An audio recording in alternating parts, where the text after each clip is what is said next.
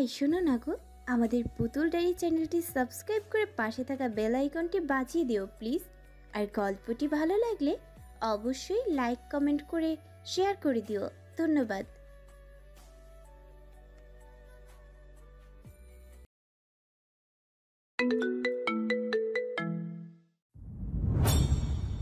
আমরা তোমার সব শর্তে রাজি, তুমি শুধু কেসটা হাতে নাও। শর্তটা হলো আমি শুধু কেস সলভ করব, একদম আসামি শনাক্তকরণের জন্য যা যা করতে হয় সব ফাদার প্ল্যান আমি করব। শুধু এটুকুই আমি করব, এর বেশি না। এরপর আপনারা ক্রিমিনাল ধরবেন নাকি ছুবেন আপনাদের ব্যাপার। আমার কাজ শেষ দিয়ে আমি চলে যাব। আমাকে আর কোনো প্রকার পিছু ডাকা যাবে না। আসামি যদি মরেও যায় আমাকে ডাকা যাবে না। এই কেসটাতে আমার কাজ ওখানে ফুল স্টপ। এতটুকু আমাদের জন্য শোনায় সোহাগা। থ্যাঙ্কস এ লট তীব্র, আমাদের প্রস্তাবে রাজি হওয়ার জন্য। ওয়েলকাম। ওসি মোতালেব হোসেনের দিকে তাকিয়ে তীব্র বলল, আর আপনি কেসটা ডিটেলস নিয়ে আমার কেবিনে আসুন। Okay sir. তীব্র মাথা গরম করে ডিসিশন নিয়ে সবার সামনে ভাষণ দিয়ে নিজের কেবিনে গেল। তীব্রর পেছন পেছন গেল মোতালেব হোসেন। বলুন আপনার কাছে কি কি এভিডেন্স আছে? স্যার, আমার কাছে বলতে ডিপার্টমেন্টে একজন আছে যে কেসটা নিয়ে প্রচুর পড়াশোনা করেছে, কিন্তু দুর্ভাগ্য সে কিছুই উদ্ঘাটন করতে পারেনি। কে সে? এএসআই রাসেল মন্ডল। ডেকে পাঠান তাকে। ওকে স্যার, একটু ওয়েট করুন। মোতালেব হোসেন ফোনে কল ডায়াল করতে করতে তীব্রর কেবিন থেকে বেরিয়ে গেল। এই সুযোগে প্রবেশ করলো ইরফান শেখ। স্যার, আমাকে মোশাররফ স্যার পাঠিয়েছেন ইনভেস্টিগেশনে সহায়ক হিসেবে। আপনার কি চাই এখানে? মানে স্যার, আপনি ক্রিমিনাল শনাক্ত করার পরই আমি কাজে লাগবো। কিন্তু আমি তো কোনো সহায়ক চাইনি, একমাত্র মোতালেব সাহেবকে ছাড়া। যদি আগে থেকে থাকি তাহলে তো আমার কাজে সুবিধা হবে, তাই না? তীব্র ভ্রু বাঁকিয়ে তাকিয়ে রইল, কিছু বলল না ইরফানকে। তীব্র নিজের চেয়ারে বসে টেবিলে থাকা টেলিফোনটা হাতে নিয়ে কাউকে কল দিল। মামুন। অপর পাশ থেকে উত্তর দিল, জি স্যার। ঠান্ডা বরফ মেশার এক গ্লাস লেবুর শরবত নিয়ে আসো অফিসে। ঠিক আছে স্যার। ফোনটা রেখে তীব্র সিগারেট ধরিয়ে টানতে লাগলো। মোতালেব হোসেনের সাথে আনা কিছু পেপার তীব্রর কাছে দিয়ে বেরিয়ে গেছে এএসআই রাসেলকে সাথে আনার জন্য, আর বাকি এভিডেন্সগুলো আনার জন্য। ইরফান শেখ তীব্রর দিকে তাকিয়ে স্বর নরম করে বলল, স্যার, আমাকে পাঠানো হয়েছে বলে কি আপনি বিরক্ত? বিরক্ত হওয়ার মতো কিছু হয়েছে? না, আমিও আপনার সাথে কেস সলভের সময় থাকবো, তার জন্য আপনি বিরক্ত হতে পারেন। যেহেতু বরাবরই আপনি সব সময় যে কোনো কাজ একা একা করেন, একরকম নাম ডাক আছে। ইরফান সাহেব। বলুন স্যার। এসবিতে এসেছেন কতদিন? 2 বছর। আপনি আমার বয়সে বড় ঠিকই, কিন্তু অভিজ্ঞতায় অনেক ছোট। পদবীর কথা তো বাদই দিলাম, কথাটা মানেন? ইরফান শেখ নিরুত্তর। 3 জায়গায় 3 ধরনের মানুষ আমাকে কখনোই বোঝে না, কিন্তু এদের নিয়েই আমার চলতে হয়। কে কে স্যার? নাম্বার 1 এসবির সিনিয়র অফিসাররা, অ্যান্ড সেকেন্ড আমার বাবা, 3 নম্বরে আমার বউ। স্যার, একটা প্রশ্ন ছিল। বলে ফেলুন। সবই তো বুঝলাম স্যার, কিন্তু আপনি তো বিবাহিত নন, তাহলে কেন বারবার আপনি বলেন আপনার বউ আছে? মানুষের কল্পনার জগৎ অনেক প্রশস্ত, চাইলে সেখানে সব কিছুই পেতে পারে। কথা বুঝেছেন? আপনার কাল্পনিক বউ কেমন? সেটা কেন আমি আপনাকে বলতে যাব? না, যদি বাস্তবে আপনার কাল্পনিক বউয়ের সঙ্গে দেখা পাই আপনাকে জানাবো। কোনো প্রয়োজন নাই। আমি চাই না আমার বউ আমি ছাড়া অন্য কেউ দেখুক, হোক বাস্তব বা কল্পনায়। পর্দাশীল? না। তাহলে? বলার প্রয়োজন মনে করছি না। আউট অফ টপিক আমার সাথে কথা বলবেন না। ওকে। এমন সময় হাতে একটা শরবতের গ্লাস নিয়ে ছোট্ট একটা ছেলের প্রবেশ তীব্রর কেবিনে। স্যার, আসসালামু আলাইকুম। ওয়ালাইকুম আসসালাম। তীব্র গ্লাস হাতে নিয়ে শরবত মুখে দেওয়ার আগে ইরফান শেখের দিকে তাকিয়ে ইশারা করলো খাবে নাকি। সে না করলো। তীব্র চুপচাপ 3 ঢুকে 1 গ্লাস শরবত শেষ দিল। ছোট্ট ছেলেটা ঠোঁটে হাসি লাগিয়ে বলল, তুই বানিয়েছিস? First class. ছেলেটা দাঁত গিলিয়ে হাসতে লাগলো। তীব্র ওয়ালেট থেকে টাকা বের করে ছেলেটার হাতে দিল আর বলল, ঠিক 5 মিনিট পর 5 কাপ চা নিয়ে আসবি। যা। ছেলেটা বেরিয়ে গেল আর মোতালেব হোসেন ভেতরে প্রবেশ করল। ওনার সাথে ASI রাসেল তীব্রকে সালাম দিল। স্যার আসসালামু আলাইকুম। ওয়ালাইকুম আসসালাম। বসুন আপনারা। দুজনেই বসলো। তো এখন শুরু করুন। আপনারা কি কি তথ্য জোগাড় করেছেন?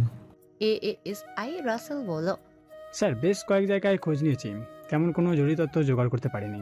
যা পেয়েছি তাই সংরক্ষণ করে রেখেছি। সব কিছুর কপি আমাকে দিয়ে যাবেন, আর সব কিছু আমার সামনে এখন সারসংক্ষেপে এক্সপ্লেন করুন। শিওর স্যার, আমি অলরেডি কপি করে এনেছি আপনার জন্য। Well done. ASI রাসেল তীব্রকে সবকিছু ডিটেলে বলা শুরু করলো। স্যার প্রথমত কিলারের মারার স্টাইল একদম ইউনিক। সব কিছুই সেই স্মার্টনেসের সাথে ইউনিকভাবে করলেও ডেড বডি স্পটেই ফেলে যায়। যদি কোনো প্রফেশনাল ক্রিমিনাল কাজ হতো এটা, তবে সে অবশ্যই ডেড বডিটা সরিয়ে ফেলতো এবং গুম করে ফেলতো, কিন্তু সেটা সে করেনি। আর সব থেকে বড় ব্যাপার হলো কে মারছে সেটা জানা তো দূরে থাক, কেন মারছে, কী উদ্দেশ্যে মারছে সেটাও বোঝা যাচ্ছে না। ভিকটিমের সাথে যদি লাখ টাকাও থাকে তবে সেটাকে কিলার হাতেও লাগায়নি, টাকা যেরকম সেরকমই থেকে যায়। পাশে থেকে ইরফান শেখ কথার মধ্যে বলে উঠল। এক্সাম্পল আছে কোনো? কথার মধ্যে ব্যাঘাত ঘটানোর জন্য তীব্র খানিকটা চোখ গরম করে তাকালো ইরফান শেখের দিকে। রাসেল ইরফান শেখের উত্তর দিল, জি স্যার, ফর এক্সাম্পল ধরুন গত বুধবার রাতে নবীনগর থানার এমপির মেয়ের জামাইকে মারা হয়েছে, যেখানে বর কনে এক গাড়িতে ছিল। কিলার চাইলে কনের গয়না লুট করতে পারত, কিন্তু তা সে করেনি। সে মার্ডার করেই হাওয়া হয়ে গেছে। মেয়েটার বয়ান অনুযায়ী মনে হয় এটা প্রেতাত্মার কাজ, কারণ সে নাকি শুধু একটা ছায়াতিক্রম করে যেতে দেখেছে, এর বেশি সে কিচ্ছু দেখেনি। গত রাতে মৌচাক রেল স্টেশনে থেকে একটু দূরে একটা বডি পাওয়া গেছে, যেখানে তার সাথে 4 লাখ টাকা ছিল। ইনভেস্টিগেশন করে জানা গেছে যে লোকটা 4 লক্ষ টাকা নিয়ে বাড়ি থেকে বের হয়েছিল। চাইলে কি কিলার টাকাটা নিতে পারতো না?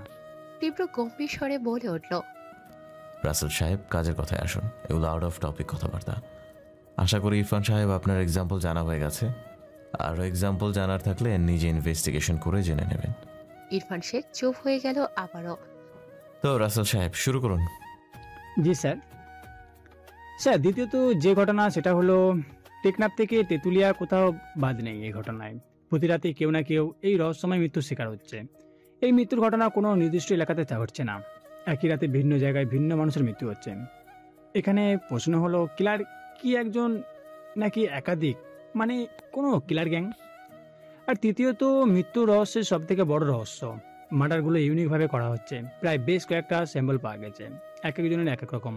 কারো স্যাম্পল দেখা যাচ্ছে মুখের ভিতর গুলিবিদ্ধ করা হয়ে মারা হয়েছে, আবার কারো গলাতে ব্লেডের মতো অস্ত্রের আঘাত। আর সব থেকে বেশি আশ্চর্যজনক মৃত্যু হলো কপাল বরাবর একটা লোহার তার কাটার মতো কিছু একটা বিধানো, আর সব শরীরে কোনো আঘাতের চিহ্ন নেই। কপালে একটা পেরেক পারলে মানুষ এত তাড়াতাড়ি মারা যেত না। স্যার এসবের মাঝে প্রশ্ন দাঁড়ায়, কিলার কি একটা গ্যাং নাকি একাধিক গ্যাং? এখানে আমার উত্তর যেটা সেটা হলো, আমার ধারণা একটা গ্যাং বা একজন কিলার। কারণটা হলো, মনে করুন এই সপ্তাহের শুরুতে একজনকে মারা হলো কপালে পেরেক পেরে, পুরো সপ্তাহে এই এক ক্যাটাগরিতে সবগুলোকে মার্ডার হবে, আবার পরের সপ্তাহে আরেক ভিন্ন ক্যাটাগরিতে। কিন্তু এরকম কোনো এভিডেন্স এখনো মিলেনি যেখানে কিলার এক সপ্তাহে ভিন্ন ক্যাটাগরিতে মার্ডার করেছে। তীব্র একটা পেপার ওয়ালেট হাতে নিয়ে টেবিলের উপর ঘোরাতে ঘোরাতে বলল, রাসেল সাহেব, আপনি তো কেস 90%ই সলভ করে ফেলছেন। জাস্ট এখন আসামিটা ধরলেই হয়ে যাবে, আর একটু চেষ্টা করলে ওটাও পেয়ে যাবেন। স্যার গত 2 মাসে আমি আমার সর্বোচ্চটা দিয়ে চেষ্টা করেছি, তাতে এর থেকে বেশি তথ্য জোগাড় আমার পক্ষে সম্ভব হয়নি। এখন আপনার সাহায্য দরকার। বুঝলাম। স্যার এখন আমাদের কি করণীয়? করণীয় কি? আসামি ধরতে হবে, আর কেন মারছে সেটা আসামির থেকে ভালো জানা যাবে। এখন আসামি শনাক্তকরণে বাকি আছে। আপনি যথেষ্ট করেছেন, এখন আমি দেখছি ব্যাপারটা। আজ রাতে ইনভেস্টিগেশন করে পেপারস রেখে যান। আমি ভেবে দেখছি কোনো পথ পাওয়া যায় কিনা। Okay sir. কিছুক্ষণ কেসটার ব্যাপারে আলোচনা করে চা খেয়ে সবাই বেরিয়ে গেল। তীব্র একা বসে বসে ASI রাসেলের দেওয়া তথ্যগুলো ঘেটে দেখছে। অফিসে বসেই অনেক রাত অবধি কেসটা সলভ করার চেষ্টা করলো। May I come in sir? Papers থেকে চোখ সরিয়ে মাথা তুলে দরজার দিকে তাকাতেই দেখি রিফাত। আসো। স্যার বের হবেন কখন? হব এখনই। গাড়ি বের করতে বলবো স্যার? বলো। Okay sir. পেপারসগুলো সব একটা ফাইলে ঢুকিয়ে রিফাতের হাতে দিয়ে গাড়িতে রাখতে বলল। তীব্র অফিস থেকে বের হয়ে একটা সিগারেট ধরিয়ে এক হাত দিয়ে সিগারেট টানছে, আরেক হাতে পকেটে ঢুকিয়ে হাঁটতে হাঁটতে মোশাররফ হোসেনের সাথে দেখা করে কিছু একটা বলে বেরিয়ে গেল। একটা জুসের প্যাকেট হাতে নিয়ে স্ট্র মুখে দিয়ে রাস্তার মাঝখান দিয়ে আঁকাবাঁকা হয়ে ঢলতে ঢলতে হাঁটছে মিশান। পেছনে তাফসিন মিশানের হাত ধরে টেনে রাস্তার সাইডে নেওয়ার চেষ্টা করছে, কিন্তু কোনোভাবেই মিশানের অ্যাকচুয়াল সাইডেও আনতে পারছে না। এই রাস্তাগুলো এমন ভাঙা চোরা উঁচু নিচু কেন? ছি, এই রাস্তা দিয়ে হাঁটতেও তো লজ্জা লাগে। মিশন আপি, প্লিজ, কত গাড়ি যাচ্ছে রাস্তা দিয়ে, এভাবে রাস্তার মাঝখান দিয়ে হেঁটো না, অ্যাক্সিডেন্ট হয়ে যাবে। চলো ফুটপাত দিয়ে হাঁটি। এই, তোকে আমার সাথে আসতে কে বলেছে? আমি কি তোকে আমার সাথে আসতে বলেছি? হ্যাঁ, যা বাড়ি যা।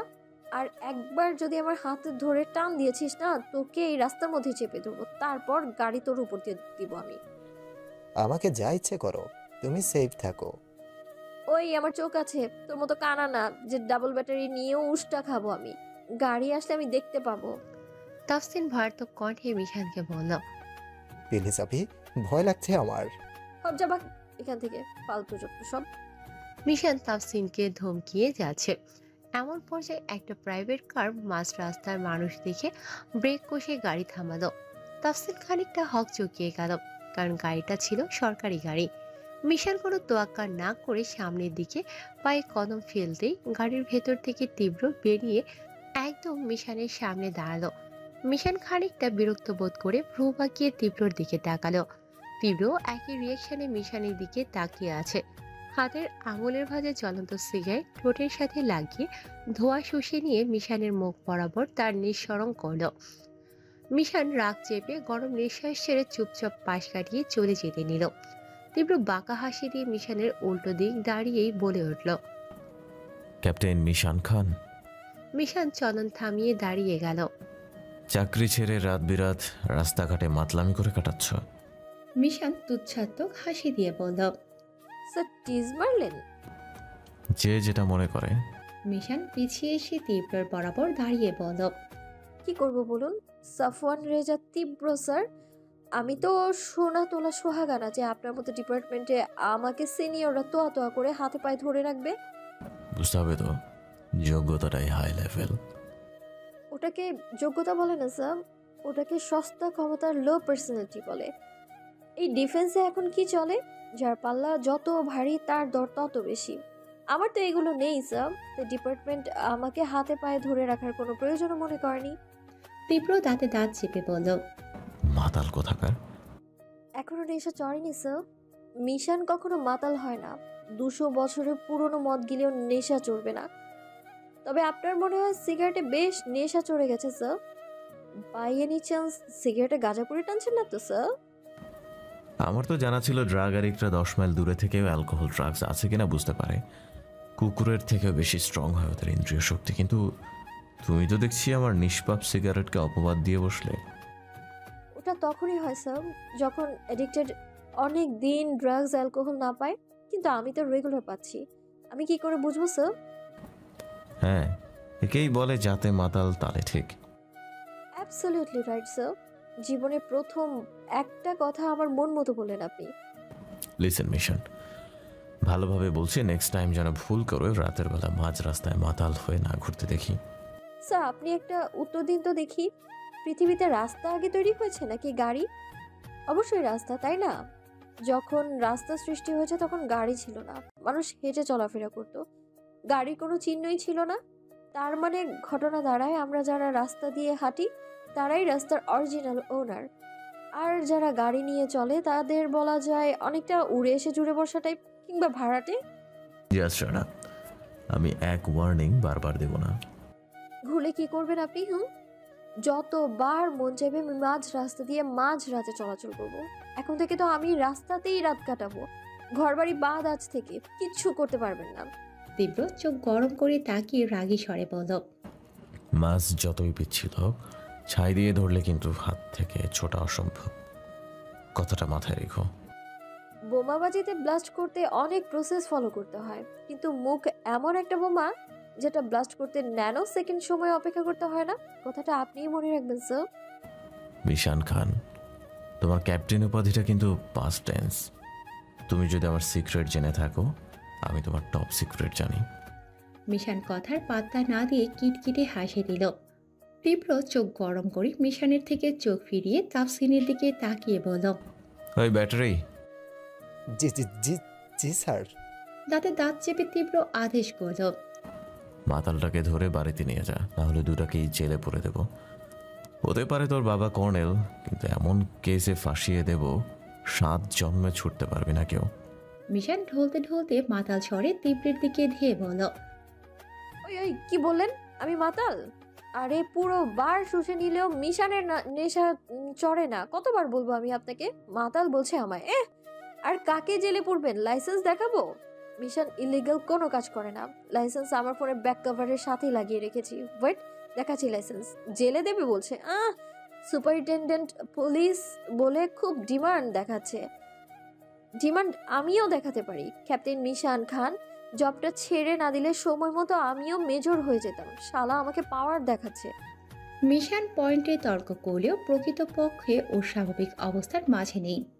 ওর আজকে ভালো রকমই নেশা লেগেছে। ওভারডোজ ড্রিঙ্কস করেই এই হাল। গভীর রাত অবধি বাড়ি কাটে ওর জীবন। আর ওকে পাহারা দেওয়ার জন্য কখনো তাফসিন, কখনো দীপ। মিশানকে দীপ ছাড়া আর কেউই কন্ট্রোল করতে পারে না। দীপ গিয়েছে টেকনাফ একটা মেডিকেল ক্যাম্পেইনে, তাই মিশানের দায়িত্ব এখন তাফসিনের ওপর। তীব্র প্রায়ই মিশানকে এভাবে রাস্তাঘাটে মাতলামো করতে দেখে, আর প্রতিবারই ওয়ার্নিং দিয়ে যায়, কিন্তু ওয়ার্নিং কোনোবারই কার্যকর হয় না। মিশান থাকে মিশানের তারে, ছন্ন ছাড়া বেহায়া গতিতে চলে ওর জীবন। মিশানের সাথে এখন তাতলামো করে লাভ নেই, যার জন্য তীব্র ঘুরে দাঁড়িয়ে উঠে বসলো। তাফসিন মিশানকে টেনে ধরে নিয়ে রাস্তার সাইডে নেয়ার চেষ্টা করছে। কিছুক্ষণ হাঁটার পর একটা গাড়ি সামনে এসে থামলো। গাড়িতে মিশানকে তুলে বাড়িতে নিয়ে গেল তাফসিন।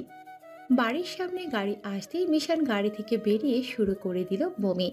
আজকে পরিমাণে একটু বেশি ড্রিঙ্কস করে ফেলেছে, যার জন্য স্টমাক লোড নিতে পারেনি। এখন সব উপচে বমি শুরু করে দিয়েছে। তাফসিন আছে মহাবিপদে। একই তো শুনশান রাত। যেভাবে মিশান বমি করছে তাতে প্রচুর শব্দ হচ্ছে। বাড়ির ভেতর থেকে ওর মা আবার শব্দ শুনে জাগনা পেয়ে না যায়। মিশানকেও থামাতে পারছে না, অনবরত বমি করে যাচ্ছে। সিকিউরিটি গেট খুলে দিতেই তাফসিন ঘাবড়ে গেল। মিশান যে ড্রিঙ্কস করেছে সেটা সিকিউরিটি বুঝে যাবে যে। গেট খোলার পর ভেতর থেকে বেরিয়ে এলো দীপ। প্রথমে তাফসিন ভয় পেলেও দীপকে দেখে ভয় কাটলো। এবার যা দীপই সামলাতে পারবে। গম্ভীর স্বরে দীপ বলে উঠল, কল দিচ্ছি কখন থেকে? আমাকে? হ্যাঁ। আমার ফোনটা পাচ্ছে না, বাড়ি ফেলে এসেছি বোধ হয়।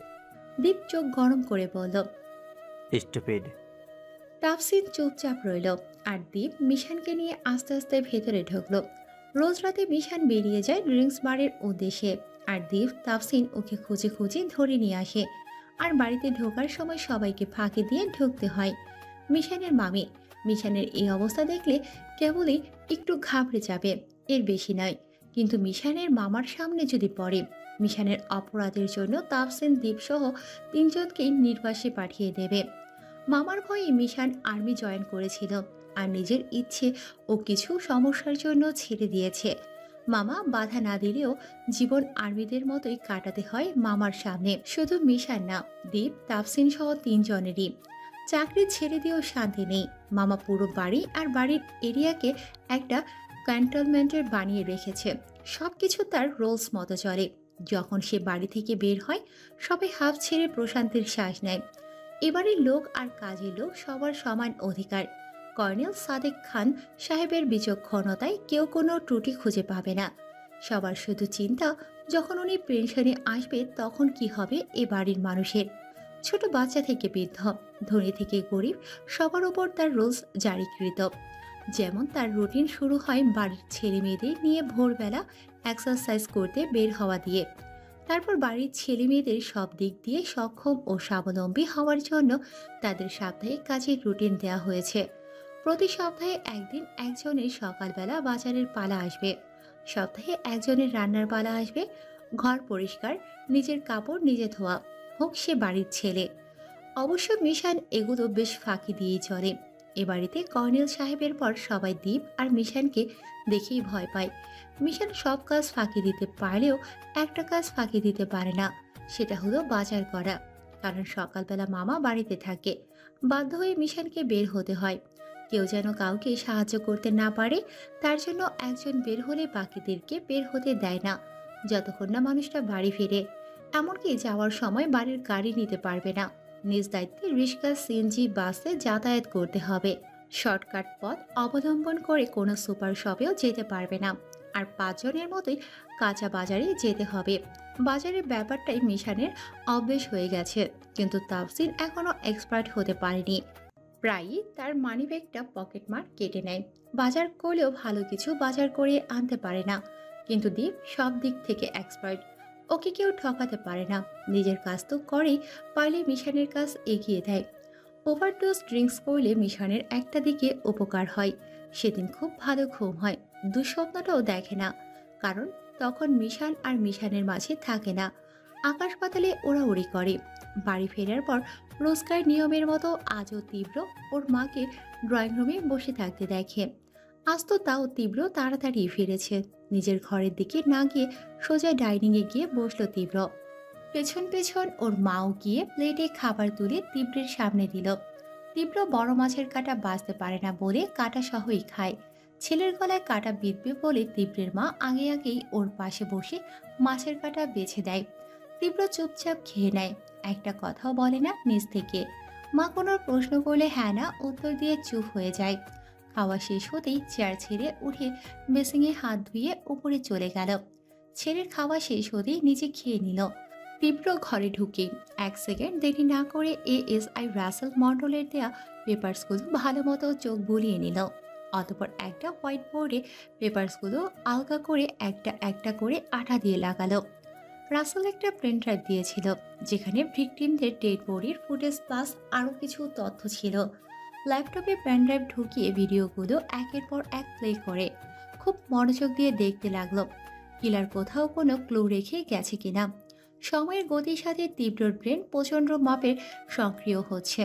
টানা কয়েক ঘন্টা ইনভেস্টিগেশন চালানোর সব কিছুর মধ্যে থেকে একটা দীর্ঘশ্বাস ছেড়ে 2 হাত মাথার পেছনে দিয়ে উপরের দিকে তাকালো। কিছু একটা ক্লু হয়তো পেয়েছে। গত 3-4 ঘন্টায় অলরেডি তার 5 প্যাকেট সিগারেট শেষ হয়ে গেছে। বেধড়ক হারে সিগারেট না টানলে তীব্রের মাথার প্যাচ লেগে যেত। রাতের শেষের অংশে মগ ভর্তি ব্ল্যাক কফি নিয়ে খেয়ে নিল। তারপর রোজকার নিয়মে স্লিপিং পিল খেয়ে ঘুমিয়ে গেল। ভোর হতে দীপ মিশানের পাশে বসে ওর মাথা আলতো হাতে টিপে দিচ্ছে, চোখের ওপর আলতোভাবে ম্যাসাজ করছে, যেন মিশানের ঘুমটা ভেঙে যায়।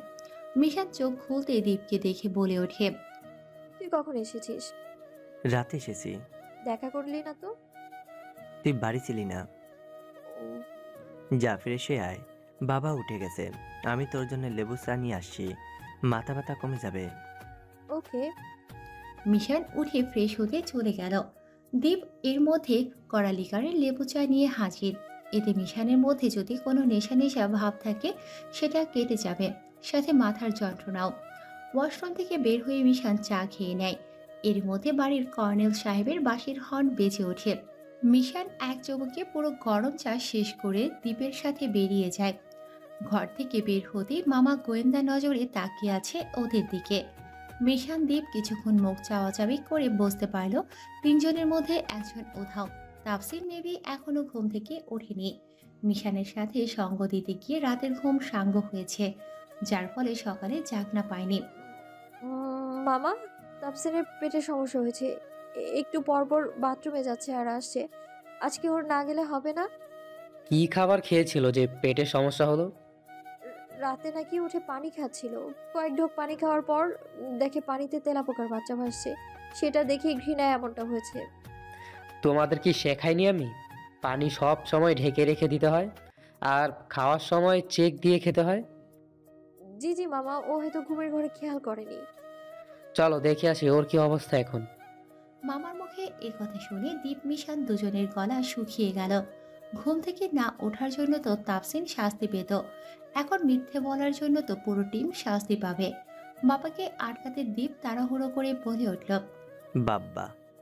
সাদেক খান ঘুরে দাঁড়ালো। বলো। এমনিতেই তো কথা বলে সময় নষ্ট হলো, এখন ওকে দেখতে গেলে তো আরও সময় নষ্ট।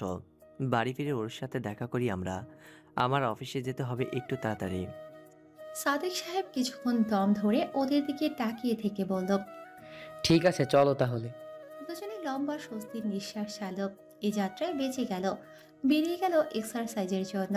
বাড়ির কাছে একটা পার্ক সকালবেলা, যেখানে তরুণ থেকে বৃদ্ধ সকলের ভিড় জমে হাঁটাহাঁটি, দৌড়াদৌড়ি, ফিজিক্যাল এক্সারসাইজের জন্য। পার্কে পৌঁছে সাদেক সাহেব তার সমবয়সীদের সাথে জোর কদমে হাঁটতে লাগলো। দীপ ঘাসের উপর বুক ডাউন দিচ্ছে, মিশান হাত পা নাড়িয়ে লাফালাফি করছে। সকালের পরিবেশটা বেশ ভালোই লাগে। এই পার্কটাকে ওরা ফাঁকি দেয় না কখনো। শুধু সকালবেলা ঘুম থেকে ওঠাটাই মুশকিল। সকালের এক্সারসাইজের জন্য সারাদিন মন বেশ ফুরফুরে লাগে। বিশেষ করে এটা মিশানের জন্য খুব জরুরি। 8টার দিকে বাড়ি ফিরে ব্রেকফাস্ট টাইম। ঘুম থেকে ওঠার পর তাফসিন যখন দেখে ঘড়ির কাঁটা 7:30, এটা দেখি গলা শুকিয়ে একাকার। সকালে কেউ ডাক দেয়নি বলে একটু চিন্তায় পড়ে গেল। যেখানে একদিন ঘুম থেকে উঠতে 5 মিনিট লেট হলে তার শাস্তি ভোগ করতে হয়, সেখানে আজ এত লেট করে ওঠা। বাবাও এসে ডাক দেয়নি। ব্যাপারটা খুব ভয় জড়ো করেছে তাফসিনের ভেতর। নির্ঘাত বড় কোনো শাস্তি অপেক্ষা করছে। বাড়ি ফিরতে ড্রয়িং রুমে তাফসিনকে দেখে সাদেক খান সাহেব পেছন থেকে জিজ্ঞেস করে বসল, তোমার পেট ঠিক হয়েছে? কিছু বুঝতে না পেরে ড্যাব ড্যাব করে বাবার দিকে তাকিয়ে রইল। কি হলো, উত্তর দিচ্ছ না কেন? বাবা, পেট ঠিক মানে? তোমার যে পাতলা পায়খানা হয়েছে সেটার কথা বলছি। তাফসিন বিড়বিড় করে বলল। আমার পাতলা পায়খানা? এমন সময় সাদেক সাহেবের পেছনে এসে মিশান দ্বীপ দাঁড়ালো। মিশান ইশারায় কিছু একটা বোঝালো তাফসিনকে, আর এতেই তাফসিন বুঝে গেছে আসল ঘটনা কি। তাফসিন ভীত গলায় বলল, বাবা স্যালাইন খেয়েছি, ওষুধও খেয়েছি, এখন চিড়ের পানি খাবো। পেট প্রায় ঠিকের দিকে। ঠিক আছে, খাবার দাবার সাবধানে খেও। আজকে কোনো মাছ মাংস খেও না।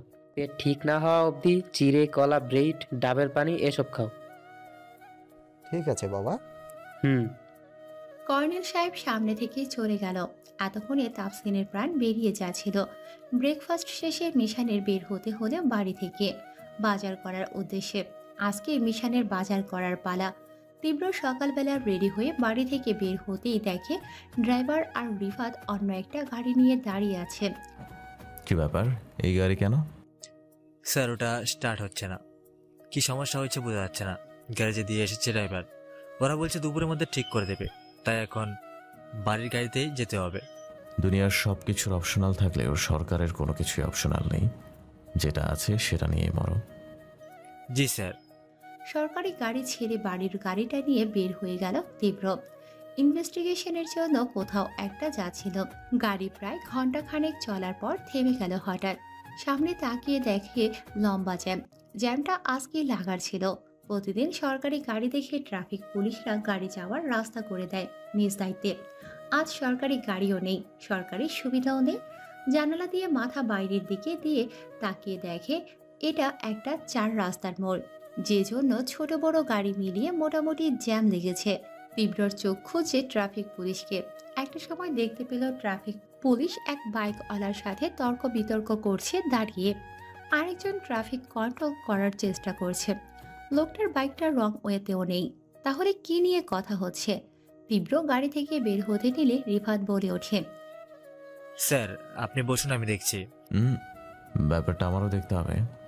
গাড়ি থেকে বেরিয়ে ট্রাফিক পুলিশের কাছাকাছি যাবে তখনই খেয়াল করলো বাইকের লোকটা লুকিয়ে লুকিয়ে টাকা বের করে পুলিশটার পকেটে ঢুকিয়ে দিল, আর এর বিনিময়ে পুলিশটা বাইকের চাবি ফেরত দিল।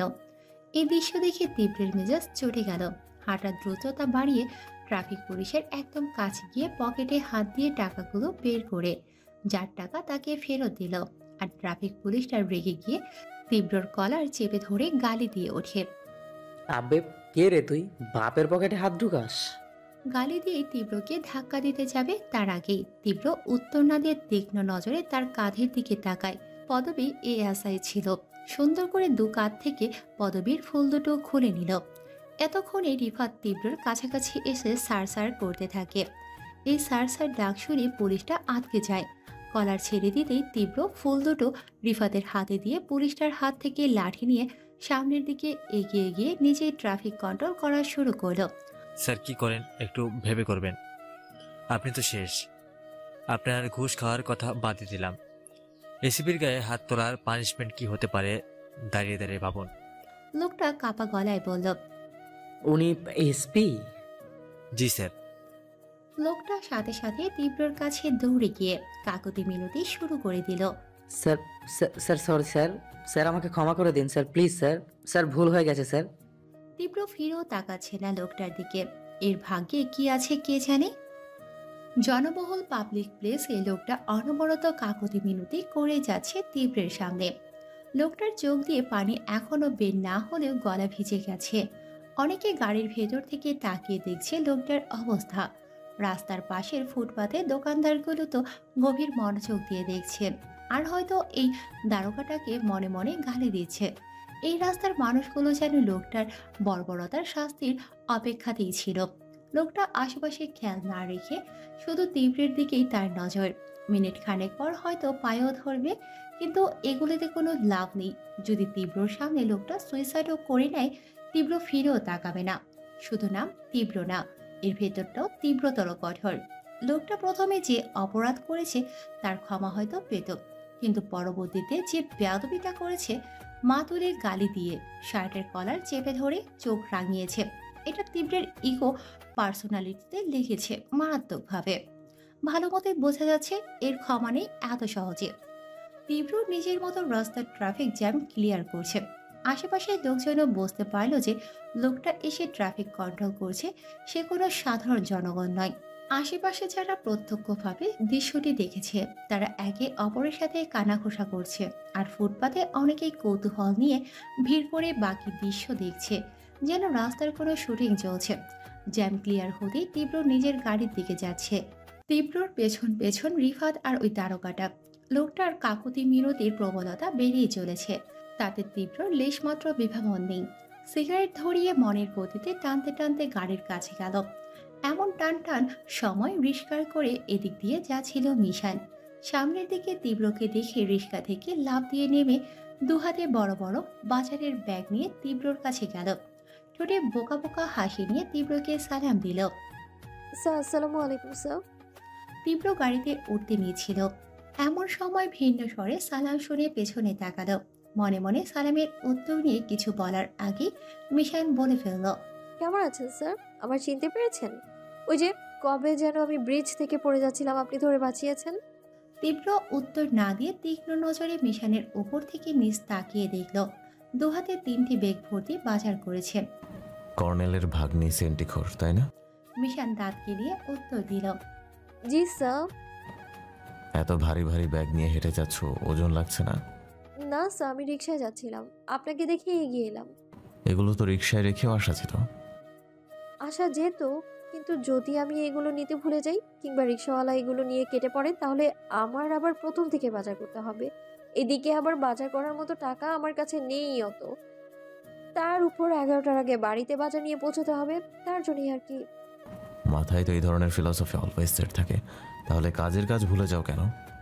কি করব সাদাত? কি কি বাজার করেছো? সব কিছুর নাম জানি না তো, সামনে যা দেখেছি, দেখতে যেটা ভালো লেগেছে সেটাই দামাদামি করে কিনে নিয়েছি। শুধু 2-1টা সবজির নাম জানি, আলু, গাজর, টমেটো, শসা। ও স্যার, একটা শসা খাবেন? একদম টাটকা আর কচি। আমি রাস্তা দিয়ে খেতে খেতেই এসেছি, ভাববেন না এগুলো নোংরা। দোকানদার অনবরত শসার উপর পানি ছিটাচ্ছে যেন ময়লা না পড়ে শসাতে। লোকটা কত ভালো, তাই না স্যার? ব্যাপারটা হাইজেনিক লেগেছে বলেই বেশি করে কিনে এনেছি আমি। মামা খুবই খুশি হবেন এত সুন্দর পরিষ্কার টাটকা শসা দেখে। ওটা পানি ছিটা ছিল না, ফরমালিন ছিটা ছিল, যেন শসাগুলো টাটকা দেখায়। সেন্টি খেয়ে মিশান চোখ বড় বড় করে তাকিয়ে উত্তর দিল, বলেন কি স্যার, আমি যে রাস্তায় কতগুলো শসা খেয়ে ফেলেছি, এখন কি হবে? আমার পেট খারাপ হবে নাকি পেটে ফরমালিন ব্লাস্ট হবে? কিচ্ছু হবে না, ডোন্ট ওয়ারি। তাহলে আপনিও একটা শসা খান স্যার। না, খাবো না আমি। নিন না স্যার একটা, সেদিন এত বড় উপকার করলেন, এর বিনিময়ে একটা শসা তো অফার করতেই পারি আমি আপনাকে। তীব্র দীর্ঘশ্বাস ছেড়ে মিশানের দিকে হাত বাড়ালো। মিশান ব্যাগ থেকে একটা শসা বের করে দিল। উপকারের বিনিময়ে মানুষ মিনিমাম চা কফির অফার করতে পারে, কিন্তু এখানে শসা অফার করা হচ্ছে। ব্যাপারটা আজব হলেও ঘটনা সত্যি। তার উপর তীব্র কখনো মিশানকে ওরকমভাবে বাঁচায়ওনি। ওরকম সিচুয়েশনে মিশানকে দেখলে উল্টো আরে ধাক্কা মেরে ফেলে দেবে তীব্র। মিশান নেশার ঘরে মন মতলবই একটা কাহিনী বানিয়ে নিয়েছে, আর সেটাই বিশ্বাস করা শুরু করেছে। তীব্র ব্যাপারটা ভালো মতো বুঝতে পেরেছে বলে উল্টো রিয়াকশন দেয়নি। রাতের বেলা রাস্তাতে মাতলামো করা আর দিনের বেলা যার তার সামনে এসে মন মতলবী মতো গল্প শোনানো মিশানের প্রায় সময়ের রেগুলার রুটিন হয়ে গেছে, যার কবলে তীব্র পড়ে মাঝে মধ্যে। সেই জন্য ওর নামই দিয়েছে সেন্টিঘর। তীব্র মিশানকে চিলতে পরিমাণও পছন্দ করে না, ইচ্ছে করে পানিতে ডুবিয়ে মারতে, কিন্তু পাগলের ওপর রাগ ছেড়ে হবেটা কি সেটা ভেবেই চোখ বুজে মেনে নেয়। তার উপর কর্নেলের ভাগ্যে মিশান চলে যাওয়ার পর তীব্র গাড়িতে উঠতে যাবে, তখন ওই পুলিশটা আবারও তীব্রর কাছে অনুনয় করতে লাগলো। ঠিক আছে, ক্ষমা করতে পারি, বাট একটা শর্ত আছে।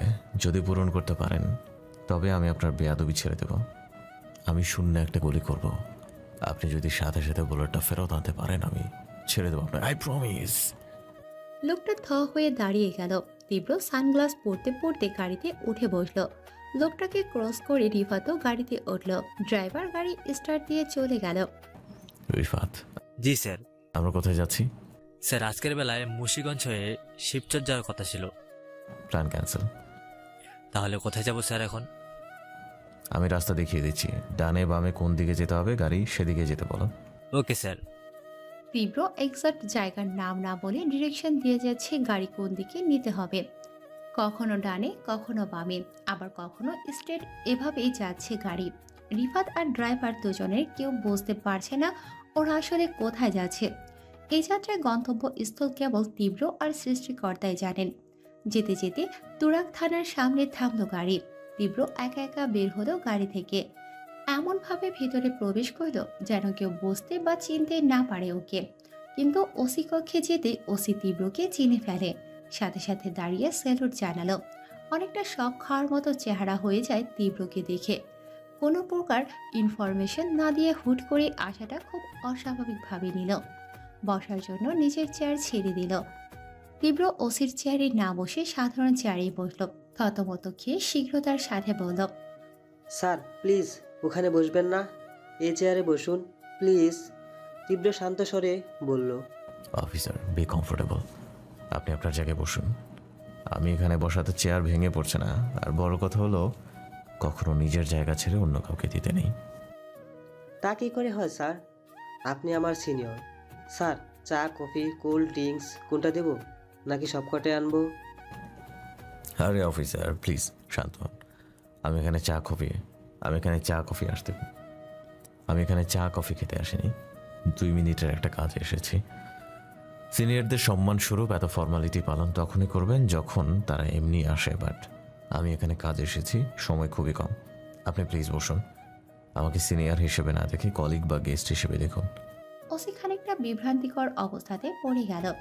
স্যার তাই বলে কিছু নেবেন না? অফিসার দয়া করে স্বাভাবিক হন। আমার হয়তো আবার আসতে হবে এখানে। আপাতত আমাকে এই থানার এমপির সম্পর্কিত সকল তথ্য দিন, আর আপনার আগে যে ওসি ছিল এই থানার তার ডিটেলস দিন। স্যার এই সামান্য কাজের জন্য আপনি এখানে এসেছেন? আমাকে কল দিয়ে অর্ডার করতেন, আমি নিজেই উপস্থিত হতাম। আমার নিজের কাজ কেন আপনার ঘাড়ে চাপাবো? সরকারকে আমাকে ফ্রিতে টাকা দেয় মাসে মাসে। আমার কাজ আপনাকে দিয়ে করালে হয়তো আমার অলসতাকে প্রশ্রয় দেওয়া হবে, কিন্তু আপনার 2 পয়সা লাভ নেই। স্যার 2 মিনিট বসুন, আমি দিচ্ছি সব কিছু। আমাদের একজন এসআইয়ের সাথে অনেক ভালো সম্পর্ক, এই এলাকার এমপির। আমি তাকে ডাকছি। ডাকুন। আমাকে কি ঘন্টাখানেকের মধ্যে এমপির সাথে মিটিংয়ের ব্যবস্থা করে দিতে পারবেন? জি স্যার অবশ্যই। এটা আবার কি আহামরি কাজ? Okay thank you. ওসি সাহেব সেই এসআইকে ডেকে পাঠালো, আর সে আসার পর তীব্র কিছু জিজ্ঞাসাবাদ করল। উনি উত্তর দিল সব কিছুর। অতপর এমপি সাহেবকে কল দিলে সে জানালো ঢাকার বাইরে আছে। তীব্র কিছুক্ষণ মনে মনে মাথার মধ্যে কিছু একটা সেট করল, তারপর থানা থেকে বেরিয়ে গেল। কিছুক্ষণ পরে ফিরবে বলে।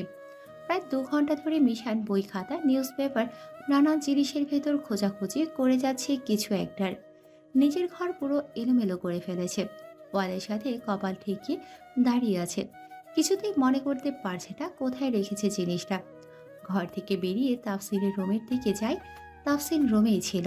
মিশান নক করে পারমিশনের জন্য অপেক্ষা না করে দরজা খুলে ভেতরে প্রবেশ করে, সাথে সাথে রুমাল দিয়ে নাক মুখ ছাপিয়ে ধরে। কিরে, পারফিউম মেরে পুরো ঘর বৃন্দাবন বানিয়ে দিয়েছিস কেন? তাফসিন বোকা বোকা চেহারায় উত্তর দিল, আসলে ঘটনাটা হয়েছে কি আপি, পশ্চাৎ বায়ু পথ দিয়ে নিঃসরিত বায়ু তীব্র দুর্গন্ধের কারণে পারফিউমটা রুমে স্প্রে করেছি, যেন গন্ধটা শোষণ করে নেয়। মিশান চোখ গরম করে কঠিন স্বরে বলল, ইডিয়েট। গালি দিয়ে মিশান সজোরে দরজা লাগিয়ে দিয়ে বেরিয়ে পড়ল। পারফিউমের স্মেল মিশানের জন্য পুরো হারাম, অ্যালার্জির প্রবলেম। কিছুক্ষণ পর তাফসিন মিশানের দিকে যাচ্ছে। মিশান দূর থেকে দেখেই তাফসিনকে বলে উঠল, এই খবরদার গোসল না দিয়ে আমার ধারে কাছেও আসবি না। না আপি, দেখো আমি জামা চেঞ্জ করে এসেছি, গায়ে কোনো স্মেল পারফিউম ফ্লেভারের কিছু নেই। দূরে থাক তুই বলছি। তাফসিন গতি থামিয়ে বলল, ওকে, তাহলে বলো কোনো দরকারে গিয়েছিলে আমার রুমে? না, এমনি। না, তুমি তো এমনি এমনি আমার চেহারা দেখতে যাও না আমার রুমে, বলো বলছি। তোর যে ল্যাপটপটা, ওটা আমাকে দিতে হবে কয়েকদিনের জন্য, আমার একটা প্রবলেম হয়েছে। দীপ ভাইয়ারটা নাও। দীপের কাজ আছে ওটা দিয়ে, তোর তো আর কোনো কাজ নেই। না মানে অনলাইনে গ্রুপ স্টাডি করতে লাগে তো। মিশান জবাব না দিয়ে তাফসিনের মোবাইলটা বের করে ওর দিকেই দিল। বাহ, এটা কখন আনলে তুমি? বাইরে যাওয়ার পর কল দিয়েছিলাম, এক লোক রিসিভ করে বলল তার কাছে ফোন, তারপর দিয়ে গেল। তাফসিন আশ্চর্য রকম হয়ে বলল, এটা কি করে সম্ভব? আমি তো সেই রাত থেকে কল দিয়ে যাচ্ছি, একটু আগেও কল করেছিলাম, কম করে হলেও 1000-এর উপরে কল দিয়েছি, প্রতিবারই সুইচ অফ ছিল, আর তুমি বলছো কল দিয়ে কথা বলেছো, আমার মোবাইলেও এনেছো। মিশান ধমকের সুরে বলল, এত কিসের কথা? মোবাইল পেয়েছিস, এখন মুখটা বন্ধ কর। এখন তোর ল্যাপটপটা নিয়ে আমার রুমে রেখে আয়। তাফসির মাথায় প্রশ্ন ও চোখে ভয় নিয়ে আনমনা দৃষ্টিতে তাকিয়ে মাথা নাড়িয়ে উত্তর দিয়ে চলে গেল। পুরো ব্যাপারটা রহস্যময় লাগলো।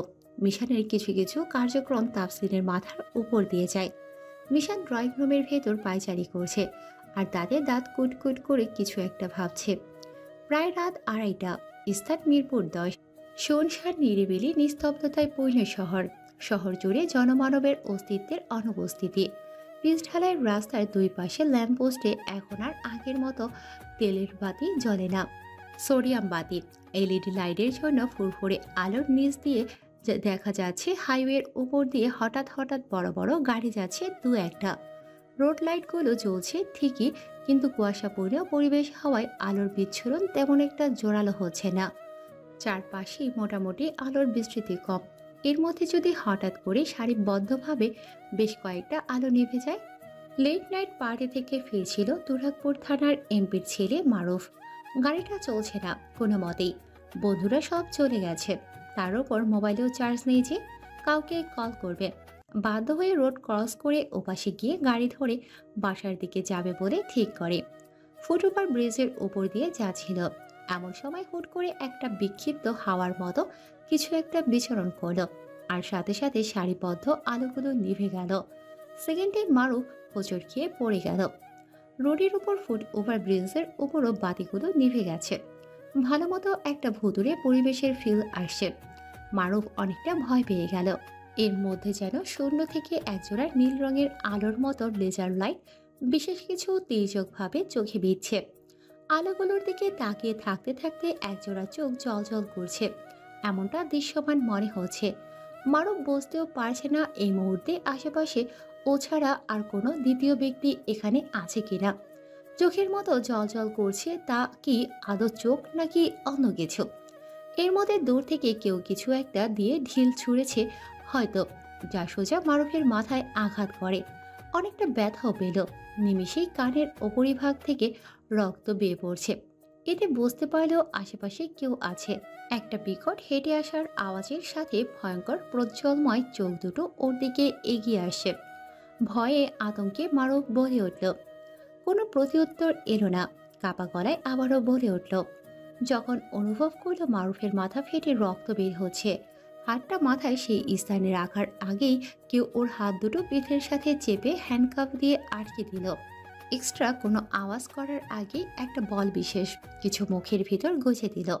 অবশ্য এখন চিৎকার আওয়াজ করেও ফায়দা নেই। হঠাৎ হঠাৎ যে বড় বড় গাড়িগুলো যাচ্ছে তার সাথে আওয়াজগুলো মিশে যাচ্ছে। ছেলেটার কোনো কাকুতি মিনতি এখন কাজে দেবে না। ড্রিঙ্কস করায় গায়ে তেমন শক্তিও নেই। যে এমনটা করেছে বোঝাও যাচ্ছে না স্পষ্ট। সে মানুষ নাকি কোনো প্রেতাত্মা। চোখ দুটো বড্ড ভয়ঙ্করভাবে জ্বলজ্বল করছে অন্ধকারের মাঝে। হাউ মাউ যাই করছি কিচ্ছু বোঝা যাচ্ছে না। একদম কাছে আসার পর বোঝা যাচ্ছে এটা কোনো আধ্যাত্মিক মানব হবে। নীল রঙের চোখ বিশিষ্ট, কালো মাস্ক পরে, যার ফলে চেহারা দেখা যাবে তো দূর, আন্দাজ করাও যাবে না। হাতে কালো রঙের উইন্টার হ্যান্ড গ্লাভস পরা।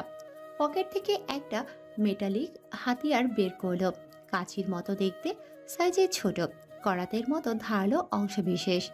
এটা দেখে মারুফ খুব বেশি কাতরাচ্ছে। নিজের সর্বোচ্চটা দিয়ে নড়াচড়া করছে, ছোটার প্রচেষ্টা চালিয়ে যাচ্ছে। আস্তে আস্তে মারুফের প্যান্টের বেল্ট খুলে দিল। এরপর একটা অপ্রত্যাশিত ঘটনার সম্মুখীন হলো মারুফ। ওর তলপেটে ওই কাঁচির মতো হাতিয়ারটা দিয়ে আঘাত করল। সাথে সাথে অনেক অংশ কেটে গিয়ে রক্তপাত হতে লাগলো। এক মুঠো বালিকণা সেই স্থানে ঝরঝর করে ফেলল। মারুফের অসহ্য যন্ত্রণা শুরু হয়ে গেছে। এই মুহূর্তে ও চোখের সামনে কেবলই নিজের মৃত্যুকে দেখতে পাচ্ছে। সারা গায়ে মৃত্যুর ভয়াবহ প্রখর যন্ত্রণার সাথে এমন অমায়িক অত্যাচার চলছে তার সাথে।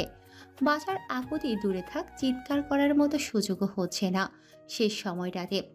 ভোর 5টা, চারপাশটা জনমানবে পূর্ণ হয়ে আছে ফুট ওভার ব্রিজের পুরো এরিয়াটা।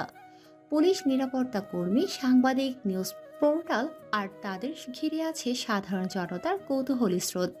ফুট ওভারের দু মাথায় আটকে দেওয়া হয়েছে যেন কোনো পাবলিক এখানে আসতে না পারে। সরকারি কর্মীরা যেন ভালোভাবে ইনভেস্টিগেশন চালাতে পারে সেভাবে নিরাপত্তা কর্মীরা জায়গা আটক করে রেখেছে। ফুট ওভার ও রাস্তার মাঝ বরাবর শূন্য স্থানে মারুফের মৃত লাশটা ঝুলছে। লাশটাকে নামানোর সাথে সাথেই ইনভেস্টিগেশন শুরু হয়ে যায়। সাথে সাথে হসপিটালে নেওয়া হয় মৃত লাশটাকে।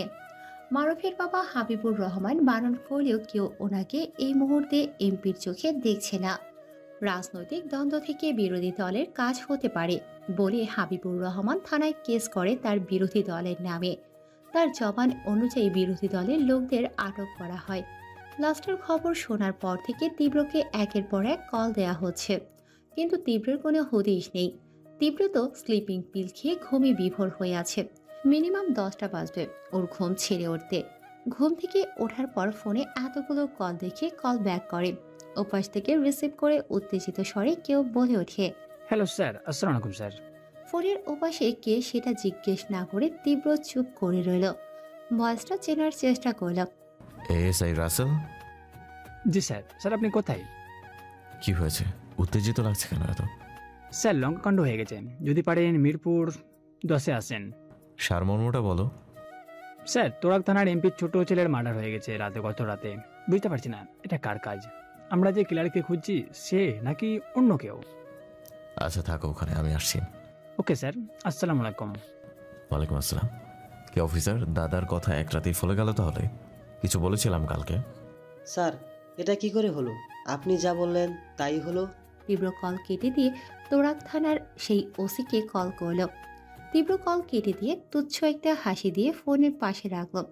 12টার দিকে হসপিটালে পৌঁছালো। ডিস্ট্রিক্ট কমিশনার এমপি সাহেবের পাশে দাঁড়িয়ে সান্ত্বনা দিচ্ছে বলে মনে হচ্ছে। পুলিশের বড় বড় কর্মকর্তারাও তার আশেপাশে। তীব্র আসার পর একদল জুনিয়র অফিসাররা তীব্রর কাছে যেতেই তীব্র আঙুলের ইশারায় সবাইকে নিজের পজিশনে থাকতে বলল। শুধু রাসেলকে ইশারায় কাছে আসতে বলল। রাসেল তীব্রকে ডেড বডির কাছে নিয়ে গেল। স্যার এটা আমার জীবনে দেখা সব থেকে কঠিন মৃত্যু ছিল। এত বাজেভাবে মারা হয়েছে। তীব্র নাক মুখ রুমাল দিয়ে ছাপিয়ে ডেড বডিটা পর্যবেক্ষণ করছে। আমি কি করে বলবো, জন্ম মৃত্যু আল্লাহর হাতে, তিনিই ভালো জানেন। যাকে ভালোই হয়েছে, দেশ থেকে জনসংখ্যা তো কমলো একটা। আপনাদের এমপিকে বলে দেবেন পুলিশের দায়িত্ব পাবলিকের প্রয়োজনে আসা, নিজের না। আর 5টা পুলিশের দলে তীব্রকে ফেললে চলবে না। আমি হলাম মাথা কাটা দলের লোক, কারো বাপের খাই না। তাই কে আসলো গেল তাতে কিচ্ছু যায় আসে না। স্যার আমি আপনাকে আবারও সরি বলছি। আমি কথা দিয়ে কথা রাখতে পারিনি স্যার। স্যার বডিটা ভালো করে পর্যবেক্ষণ করলে দেখা যায় মাথায় নিখুঁত একটা আঘাত, যে আঘাতটা খুবই সরু বা ক্ষুদ্র বস্ত্র দ্বারা আঘাত করা হয়েছে। আর তেল পেটে ধারালো বস্ত্র দিয়ে কাটা হয়েছে, হতে পারে ব্লেড বা ছুরি। আর স্যার বড় বিষয় হলো ওর অন্ডকোষ সহ পুরুষাঙ্গটা কেটে প্যান্টের পকেটে রেখে গিয়েছিল। মারা যাওয়ার পর বা আগে এক পায়ে শিকল বেঁধে ঝুলিয়ে রেখেছিল। স্যার কোনোভাবে এই ছেলে রেপিস্ট ছিল না তো স্যার, যার জন্য কেউ রিভেঞ্জ নিয়েছে। রিপোর্ট দেখলেই বোঝা যাবে। জি স্যার, তবে মনে হচ্ছে না এটা আমরা যে কিলারকে খুঁজছি তার কাজ, অন্য কেউ হতে পারে। না মানে স্যার? ওর তল পেটে দেখো, শুধু কাটা হয়েছে তা না, সেই একই রকম পেরেক মারা যেখানে বলি ছিটিয়ে দিয়েছে। খুব কুল মোড়ে মারা হয়েছে, তাই বিধ্বস্ত হাল করেছে ওর।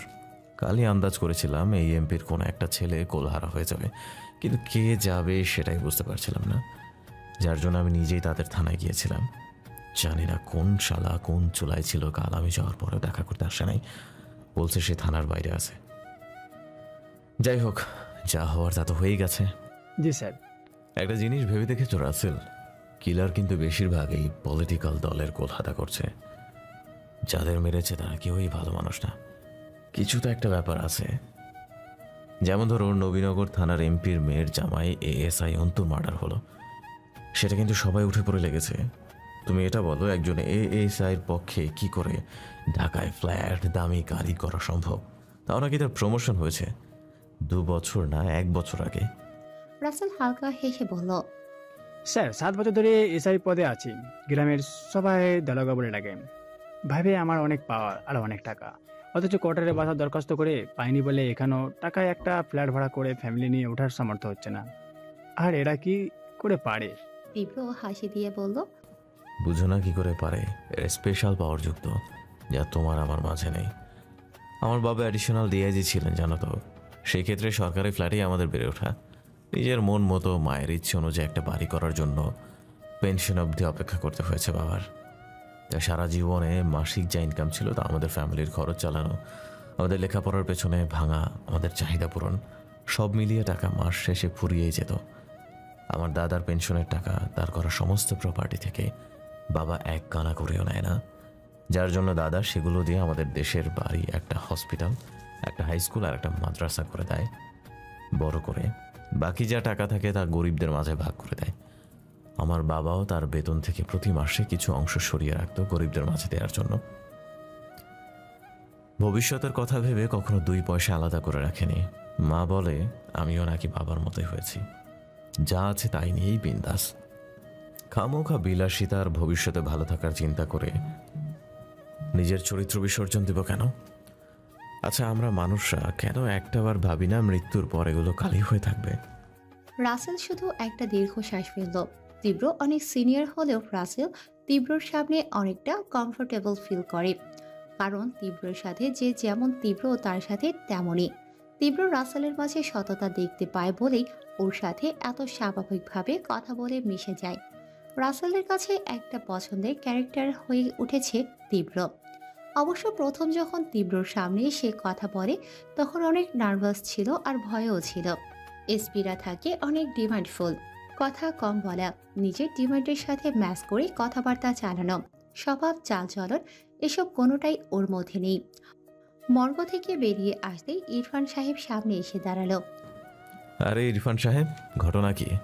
আজকে আমার পরে আপনি? সচরাচর আপনি যে প্রবলেম ফেসে যান সেটাই আমিও ফেসে গেছিলাম। বউ আটকে রেখেছিল? জি স্যার। গুড, যান দেখে আসুন, মরা লাশ পড়ে আছে। তীব্র ইরফান শেখকে পাশ কাটিয়ে চলে গেল। ওর পেছন পেছন রিফাত, আর রাসেল একটু দ্বিধা বিভ্রান্তিতে পড়ে গেল ইরফান শেখের সাথে আবার ভেতরে যাবে নাকি তীব্রর পিছু পিছু যাবে। ইরফান শেখ রাসেলের দিকে তাকিয়ে আছে। ইরফান শেখ কিছু না বলায় রাসেল তীব্রর পিছু নিল। সিসিটিভি ফুটেজ কালেক্ট করেছেন? স্যার সিসিটিভি ফুটেজটা থানায় আছে, আমি আসার পর দেখেছি। কিছু পাওয়া গেছে কি? না স্যার, কিলার সব কিছু সেট করে এসেছিল। কাল রাতের ফুটেজ আছে কিন্তু কোথাও কিছু ধরা পড়েনি। তবে স্যার রাত 8টার দিকে ল্যাম্পপোস্টের সমস্ত আলো নিভে যায়, মেবি যার জন্য অন্ধকারে কিছু বোঝা যায়নি। ফুটেজ কি এখনো থানায় আছে? হ্যাঁ স্যার। থানায় চলো। স্যার আগে ডেড স্পটে গেলে ভালো হতো না? না। ওকে স্যার, চলুন। তীব্রর সাথে এক গাড়িতেই থানায় গেল রাসেল। তীব্র বিচক্ষণতার সাথে গতকাল রাতের ফুটেজ দেখছে, যার মধ্যে খেয়াল হলো 2:30টার দিকে পুরো অন্ধকার নেমে এলো। প্রায় 20 মিনিট পর অন্ধকার কেটে পুনরায় আবার আগের মতো দেখা যাচ্ছে। শুধু একটা জিনিস ভিন্ন ছিল, ফুটওভার ব্রিজের সাথে লাগানো সিকলের সাথে ঝুলছে একটা মানব শরীর। রাসেল। জি স্যার। ল্যাম্পপোস্টের আলো বন্ধ করা হয়েছিল কিনা জানি না, তবে কিলার কঠিন খেলা খেলেছে। কৌশলে ক্যামেরাতে ক্যাপ পরিয়ে রেখেছিল, হয়তো তাই ডার্ক দেখাচ্ছে এই 20 মিনিট সময়। কিন্তু স্যার। আমার কথা পুরোটা শোনো। জি স্যার, বলুন। যদি ধরি ল্যাম্পপোস্টের লাইট অফ করেছিল তাই অন্ধকার দেখাচ্ছে, তাহলে প্রশ্ন থেকে যায় দুইটা। এক, ল্যাম্পপোস্টের আলোটা যদি পুরো এরিয়াতে অফ করে তবে এরকম অন্ধকার দেখানো সম্ভব। কিন্তু দেখো, আশেপাশে সব এরিয়াতে সিসিটিভি ক্যামেরাতে কিন্তু স্পষ্ট দেখাচ্ছে আলো জ্বলছে চারপাশে। শুধু এই 6টা সিসিটিভি ক্যামেরায় অন্ধকার দেখাচ্ছে 20 মিনিটের জন্য। 2, মানলাম লাইট অফ ছিল পুরো স্ট্রিটের, তাহলে মাঝে মাঝে যে গাড়ি যাচ্ছিল রাস্তা দিয়ে সেগুলোর হেডলাইটের আলো তো দেখা যাবে, কিন্তু এখানে সেসব কিছুই নেই। এখন বলো তোমার প্রশ্ন। এভাবে ভেবে দেখিনি তো স্যার, মাথায় তো আসেনি। আপনি সঠিক স্যার। সহজ জিনিস সবসময় মাথার বাইরে থাকে। তীব্র থানার বাকি পুলিশদের সাথে কিছুক্ষণ আলাপ আলোচনা করে ডেড স্পটে গিয়ে ঘুরে ঘুরে সবটা পর্যবেক্ষণ করল। 2 দিন পর পোস্টমর্টমের ফরেন্সিক রিপোর্ট আসলো। পেপারসে যা যা লেখা ছিল তীব্র সেগুলো ভালো মতো দেখল। স্যার, পোস্টমর্টম রিপোর্ট তো আর 5টার মতোই, সব প্রায় শুধু একটু ভিন্ন এসেছে। ফরেন্সিক থেকে কি বুঝলেন স্যার? তীব্র বাঁকা হাসি দিয়ে বলল, শালা প্লে বয় ছিল নাকি? 2-1টা মেয়ের স্পর্শে যায়নি, মাদকাসক্তও ছিল, কাল রাতেও অ্যালকোহল নিয়েছে। আমার প্রশ্ন, কিলারের সাথে এর কি লেনদেন? স্যার কি করবো এখন? যেসব ময়না তদন্তের রিপোর্টগুলো মিল হয় সেগুলো আলাদা করে একত্র করো, তারপর দেখো কার সাথে কে কানেক্টেড। আর ওই তুরাগ থানায় গত বছর যে ওসি ছিল তার খোঁজ পাওয়া গেল? জি স্যার, তার সাথে কন্ট্যাক্ট করেছি। সে এখন জামালপুর জেলার দেওয়ানগঞ্জ থানায় আছে। তাকে বলো খুব শীঘ্রই ঢাকায় এসে আমার সাথে দেখা করতে। কিন্তু স্যার, তার সাথে কি দরকার জানতে পারি? 1 বছর আগে নবীনগরের এমপির মেয়ের জামাই ASI অন্তু তোরাক থানায় ছিল, আর ওই সময় ওই ওসিটাও ছিল। নাম জানো কি বললে? রিপন হায়দার। বর্তমানে যে 2টো ASI আছে ওই থানায়, সেখানকার একজন এসআই তোরাক থানায় 2 বছর ধরে আছে। তার বয়ান মতে ওসির সাথে অন্তুর ভালো সম্পর্ক ছিল, সে হয়তো কিছু একটা ইনফরমেশন দিতে পারে অন্তুর ব্যাপারে। এদিকে 2 দিন আগে তোরাগের এমপির ছেলে মারা গেল, আপাতত হিসেবে এইটুকুই মেলাতে পেরেছি, তবে একটু সময় লাগবে বাকি মার্ডারগুলোর হিস্ট্রি মেলাতে। রাসেল পুরো মুগ্ধ তীব্র কত সহজভাবে এতগুলো সমাধান করে ফেলেছে, অথচ ও এতদিন এত মাথা খাটিয়ে কিঞ্চিৎ সমাধানও খুঁজে পায়নি। শুধু পার্থক্য এইটুকুই ছিল, অন্যান্য অফিসারগুলো কেস সলভ করতে না পেরে হাল ছেড়ে দেয়, কিন্তু রাসেল হাল ছাড়ে না। মাঝখানে একদিন কেটে যায়, ইনভেস্টিগেশন কেস সলভ করার প্রচেষ্টা চলছে পুরো দমে। এই মুহূর্তে যতটুকু সলভ হয়েছে তা শুধু তীব্র আর রাসেলের মাঝে সীমাবদ্ধ। আগে পুরো কেস সলভ করে তারপরে পুরো টিমকে জানাবে এবং কি অ্যাকশন নিতে হবে সেটা অ্যানাউন্সমেন্ট করবে। সিক্রেট এখন রাসেল তীব্রর মাঝে। না তো তীব্রর বডিগার্ড রিফাত কিছু জানে, না তো ইরফান শেখ কিছু জানে। সময় বুঝে স্টেপ বাই স্টেপ জানানো হবে। পায়ের ওপর পা তুলে ফুটপাতে গালে হাত দিয়ে মিশান বসে আছে। সামনে একটা পিচ্ছি মেয়ে হাতে চায়ের ফ্লাক্স নিয়ে বসে আছে। বস, আজকে আপনি চা খাইবেন, কিন্তু আমি এক টাকাও নিব না। তুই এত বেশি বুঝিস কেন? তুই বড় নাকি আমি বড়? আগে তুই টাকা নিবি, তারপর আমি চা খাবো। আপনি এমন কেন বস? মিশান চোখ গরম করে তাকালো। আচ্ছা দিতাছি বহেন, ভাইবেন না আপনার চোখ রাঙিনে দেখা ডরাইছি, তাই রাজি আইছি। চা দে, বকবক কম কর। আপনি প্রতিদিন আমার সব চা কিনা খান, আপনার পেট ভরে না, আর সারাদিন ভাত খান না। ওই তুই কি চা দিবি? এত কথা কেন বলিস তুই? পিচ্ছি মেয়েটা কাপে চা ভরে মিশানকে দিল। মিশান বসে বসে চা খাচ্ছে, একের পর এক কাপ খাচ্ছে আর মেয়েটা চা বানিয়ে দিয়েছে। ঢাকা শহরে মনে হয় এবার খুব শীত পড়বে রে টুকটুকি। শীত কম পড়ুক আর বেশি পড়ুক, দিনের বেলা রোদ উঠলেই হইল। তোকে আমি এইবার একটা লম্বা জ্যাকেট কিনে দিব, জ্যাকেট পরে চা নিয়ে বের হবি তুই। টুকটুকি হেসে দিল। মিশান চা খেতে খেতে টুকটুকির হাসি দেখছে। এমন সময় আরেকটা পিচ্ছি ছেলে নাম লালো হাতে এক থোকা লাল গোলাপ নিয়ে মিশানের সামনে এসে বাড়িয়ে দিল। মিশান ভ্রু বাঁকিয়ে তাকালো লাল্লোর দিকে। তোর কি টাকা পয়সা বেশি হয়েছে নাকি রে? যে ভাই পাঠাইছে হেই ভাইরের লগে লইয়া আয়, আমার তৃষ্ণার তো চোখ তারে দেখবার চায়। লাল্লু এক দৌড়ে ভ্যানিশ হয়ে গেল। মিশান আবার চা খাওয়ায় মনোযোগ দিল। কিছুক্ষণ পর সামনে এক ব্যক্তি হাজির। মিশান নিচ থেকে উপর অবধি দেখতে লাগলো। কনভার্স পরা সত্ত্বেও ট্রাউজারের নিচের অংশ জুতোর বাইরে চলে গেছে। ফুল হাতা শার্ট পরা, শার্টের বোতামগুলো একদম উপর থেকে নিচ অবধি সব কটা লাগানো। চোখে চশমা পরা, ঠোঁটে বোকা বোকা হাসি নিয়ে মিশানের দিকে তাকিয়ে আছে। মিশান ছেলেটার দিকে হাঁ করে তাকিয়ে আছে। ভাই আপনি কি ফুল দিয়ে দিছেন? ছেলেটা লাজুক হেসে মাথা নিচু করে বলল, জি। আমি কে? লালুর থেকে আপনার নাম শুনেছি, মিশান নাম আপনার। আপনি রোজ এখানে বসে চা খান, আমি রোজ দেখি, আর বেশি কিছু জানি না। যাকে ভালো, বুঝতে পেরেছি, কিন্তু কথা হলো এতগুলো ফুল কোন আকেলে নিছেন? আমি এই ফুল দিয়ে কি করতাম? আমি কি গরু পালি? গরুরে খাওয়ানো লেগে ফুল দিয়ে দিছেন? এ কি বলছেন আপনি? ফুল কেন গরু খাবে? ফুল হলো সৌন্দর্যের প্রতীক। একজন সুন্দর তন্বী নারী সুন্দর একগুচ্ছ ফুল রিজার্ভ করে। ফুল ও নারী নমনীয়, সুন্দর, প্রেমমূলক। ফুল দিয়ে ভালোবাসা প্রেরণ করা হয়, গরুকে খাওয়ানোর জন্য নয়। মিশন মুখ ভেঙিয়ে বল, আরে বেটা থাম, আসছে আমার প্রেম প্রতীক প্রেরক। এই ফুল কি আমি খাবো? এটা দিয়ে কি আমার একবেলা পেটের ক্ষুধা নিবারণ হবে? বেটা বাপের টাকা গায়ে হাওয়া লাগায় চলে। টাকা কি জিনিস তা তো আর বুঝবা না, পেটে লাথি পড়লে বুঝবা, তখন হাতে টাকা থাকলে ফুল না চাল কেনার জন্য দৌড়াবা। ভালোবাসা একদিকে, জৈবিক চাহিদা আরেকদিকে।